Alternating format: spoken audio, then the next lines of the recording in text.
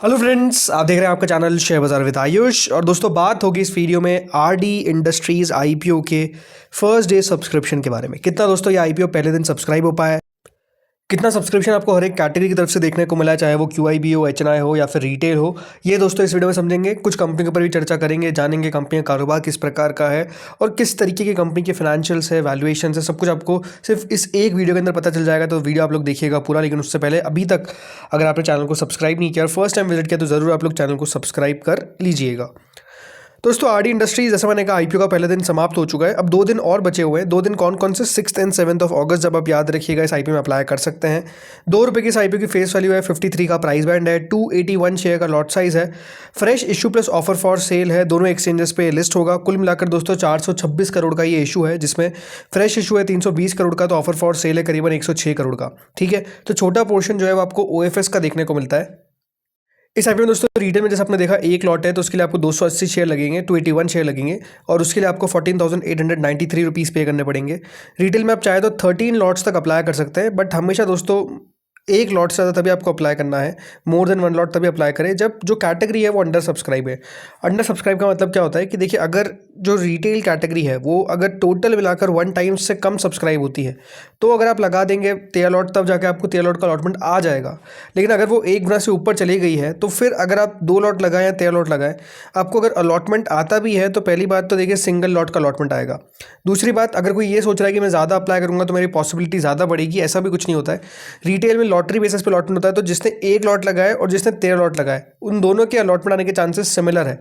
ज़्यादा शेयर्स चाहिए तो फिर स्मॉल चेन्नई कैटेगरी में जाइए, यहाँ पे मिनिमम 14 लॉट्स है, 2,08,502 रुपये यहाँ पे आपको लगाने पड़ेंगे। मैक्सिमम यहाँ पर भी आप 67 लॉट्स तक जा सकते हैं, बट अगेन यहाँ पे भी कोई मतलब नहीं है। फिर इसके ऊपर है बिग चेन्नई कैटेगरी, जहाँ पर मिनिमम 68 लॉट्स है, 10,12,724 रुपये यहाँ पे आपको लगाने पड़ेंगे।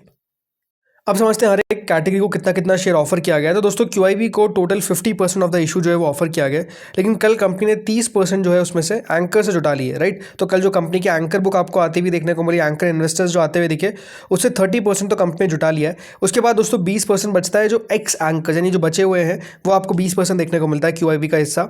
एचएनआई कैटेगरी को दोस्तों यहाँ पर कितना दिया गया है? लगभग 15% ऑफ द इशू, जिसमें जो बिग एचएनआई कैटेगरी है उनको दिया गया है दोस्तों 10%, और स्मॉल एचएनआई कैटेगरी को दिया गया है 5%। बिग एचएनआई में एक बार ध्यान रखिए, अलॉटमेंट कितना आएंगे टोटल? 2042, यानी इतने लोगों का अलॉटमेंट मिलेगा। और स्मॉल एचएनआई में कितना मिलेगा? 1021। ओके, अब रिटेल पोर्शन पे आते हैं। तो रिटेल पोर्शन दोस्तों इस आईपीओ में 35% रखा गया है, यानी रिटेल के अंदर आपको कुल मिलाकर 1,82,000 इतने लोगों को अलॉटमेंट आता हुआ दिखेगा। तो होपफुली ये तो जो बेसिक इन्फॉर्मेशन है आपने समझ लिए। अब चलिए बात करते हैं सब्सक्रिप्शन के ऊपर कितना आया पहले दिन। तो देखिए, पहले दिन के अंदर interestingly QIB category full subscribe हो गई। इंटरेस्टिंगली क्यों कहा मैंने? Because first day QIB majorly apply नहीं करते हैं, बट यहाँ पर आप देखिए पहले दिन 1 गुना सब्सक्राइब कर दिया है। कुल मिलाकर दोस्तों क्यूआईबी कैटेगरी की तरफ से हमको 96 करोड़ रुपीस आते हुए दिखे। अब इंपॉर्टेंट दोस्तों ये समझना है कि क्यूआईबी में किस किसने पैसा लगाया, राइट। तो देखिए क्यूआईबी के अंदर जो आप बिड्स देखेंगे, इसमें मैं कंसोलिडेटेड बिड्स देखता हूँ, तो वहाँ पर आप देखिए कुल मिलाकर 1,81,00,000 शेयर्स आज के दिन अप्लाई होते हुए देखने को मिले हैं। और ये सारे के सारे शेयर्स किसने अप्लाई करें? अदर्स कैटेगरी ने। यानी आज के दिन दोस्तों आप देखिए, ना आपको एफआई का पैसा आता हुआ दिखा है, ना डीआई का पैसा आता हुआ दिखा है, ना म्यूचुअल फंड्स का पैसा आता हुआ दिखा है। आज के दिन जो पैसा आया है वो किसकी तरफ से आया है? Only and only others category. इनके कारण दोस्तों जो क्यूआईबी पोर्शन है वो फुल सब्सक्राइब हो पाया है, अदरवाइज आज पहले दिन पूरा सब्सक्राइब नहीं हो पाता है। हमेशा एक बात ध्यान रखिए, फर्स्ट सेकंड डे क्यूआईबी ज़्यादा अप्लाई नहीं करते हैं, उनके लिए आखिरी दिन होता है, तो आखिरी दिन ज़्यादा महत्वपूर्ण है। एचएनआई कैटेगरी को देख लेते हैं। एचएनआई कैटेगरी लगभग दोस्तों 5.57 टाइम तक सब्सक्राइब आपको होता हुआ दिखा है, यानी कुल मिलाकर दोस्तों 355 करोड़ रुपए जो है वो पहले ही दिन के अंदर आपको एचएनआई की तरफ से आते हुए दिख गए, यानी अपने आप में काफ़ी अच्छा सब्सक्रिप्शन है। इसमें जो बिग एचएनआई कैटेगरी है वो 5.37 टाइम तक सब्सक्राइब हो गई है विद इन फर्स्ट डे, और स्मॉल एचएनआई कैटेगरी सब्सक्राइब हो गई है लगभग 6 गुना पहले दिन के अंदर। यानी यहाँ पर आप कह सकते हैं पहले दिन के अंदर दोस्तों जो दोनों पोर्शन है वो आपको मोर देन 5 टाइम सब्सक्राइब होते हुए दिखे। अलॉटमेंट की देखिए कैलकुलेशन अलग होती है। अलॉटमेंट के ऊपर तो देखिए हम कल वाले वीडियो में बात करेंगे, और आपको मैं ये बता दूंगा कि कौन सी कैटेगरी रहेगी बेस्ट कैटेगरी, जहाँ पर आपको अलॉटमेंट के चांसेस सबसे हायर रहेंगे। और वो हम बात करेंगे दोस्तों सीन में कि हाँ फर्स्ट कौन सी बेस्ट कैटेगरी है, सेकंड कौन सी है, थर्ड कौन सी, मतलब थर्ड तो आपको पता ही है स्मॉल चेन्नई होती है, राइट। फिर फर्स्ट और सेकंड के ऊपर हम चर्चा करेंगे। एंड रिटेल पोर्शन दोस्तों यहाँ पर कुल मिलाकर 3.39 टाइम तक सब्सक्राइब आपको होता हुआ दिखा है फर्स्ट डे के अंदर ही। यानी कुल मिलाकर रिटेल ने इस आईपीओ में पहले ही दिन सबसे ज़्यादा 505 करोड़ रुपये लगाए। मतलब एचएनआई के 355 करोड़ रुपए आते हुए दिखे, लेकिन रिटेल ने पहले दिन 505 करोड़ रुपए जो है वो इस आईपीओ में लगा दिए। टोटल दोस्तों कंपनी को 3 गुना सब्सक्रिप्शन मिला, यानी कंपनी को लगभग 957 करोड़ रुपए जो है वो आते हुए दिखे। कंपनी को कह सकते हैं रिस्पांस पहले ही दिन के अंदर दोस्तों काफ़ी अच्छा मिलता हुआ दिखा है। अगर मैं ये कहता हूँ तो वो बात बिल्कुल भी गलत नहीं है। तो फर्स्ट डे का जो सब्सक्रिप्शन है वो तो दोस्तों हमने समझा कि नो डाउट काफ़ी स्ट्रॉन्ग आता हुआ दिखा है, अच्छा रिस्पॉन्स मिलता हुआ देखने को मिला है from all the categories, even QIB also. So now company करती क्या है, RD इंडस्ट्रीज आखिर है क्या, ये आपको बताता हूँ।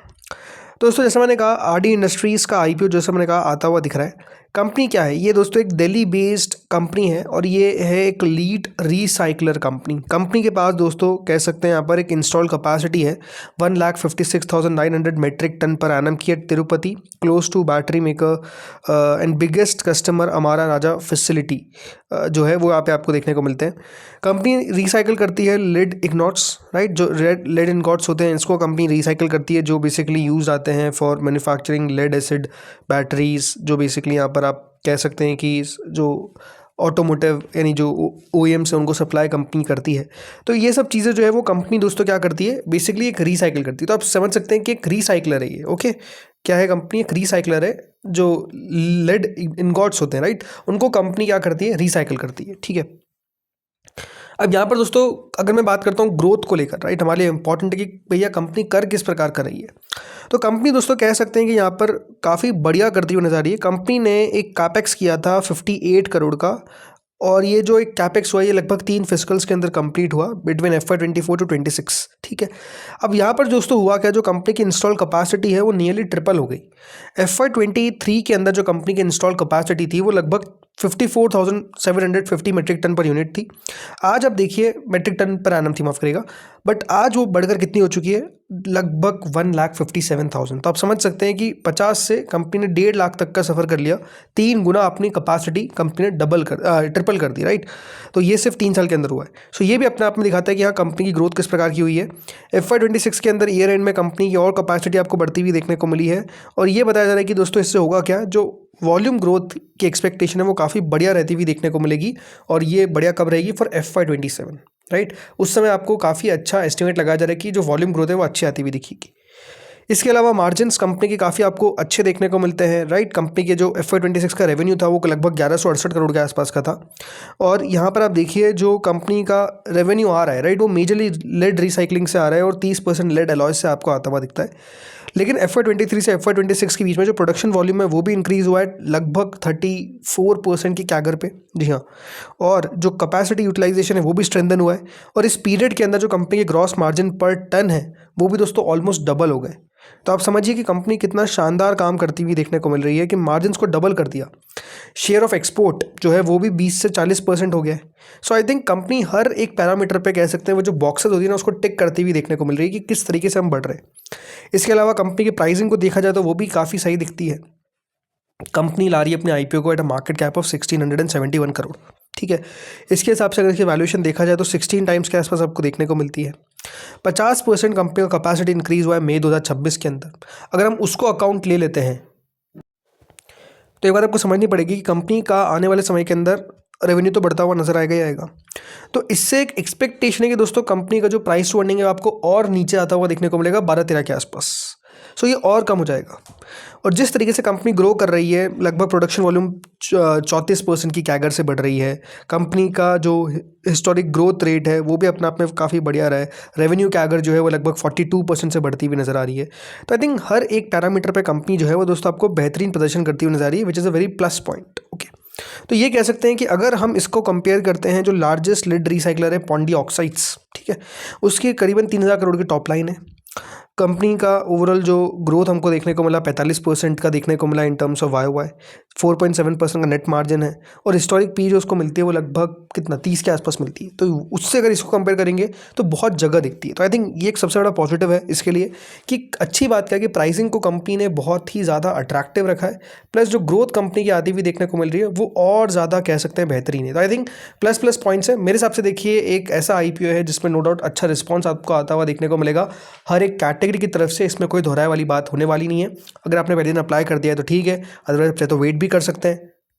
बाकी जो जीएमपी वो देख सकते हैं 14 रुपीज़ के आसपास है, विच इज़ लगभग राइट 26-27% राइट। तो अच्छी इसकी लिस्टिंग होगी, मेरे को ये अनुमान लगता है।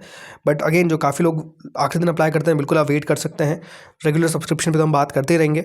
मेरे लिए दोस्तों ये कंपनी अप्लाई करने जैसी लगती है, बट अगेन और आपको अपडेट देता रहूँगा सब्सक्रिप्शन के ऊपर भी, तो वो और ज़्यादा बेहतर आपको समझ में आएगा। तो इस वीडियो दोस्तों इतना ही था।